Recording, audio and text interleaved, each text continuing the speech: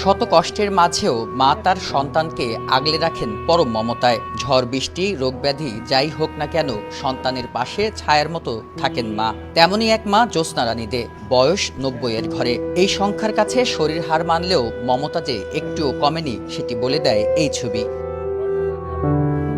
Khulna medical college হাসপাতালের বারান্দার মেঝেতে চিকিৎসা নিচ্ছেন ৫৮ বছর বয়সী চঞ্চল কুমার। এই পরিবেশটি তার খুব অচেনা। নিজেই ভালোভাবে চলাফেরা করতে পারেন। চিকিৎসা নেওয়ার পর এখন কিছুটা সুস্থ চঞ্চল কুমার ফিরেছেন আশ্রয়স্থলে। নগরীর সোনারাঙ্গা এলাকার এই বাড়ির প্রবেশদ্বার দেখাশোনা ও থাকেন এই মা ছেলে। তাদের জন্য চাল, ডাল, তেল সহ প্রয়োজনীয়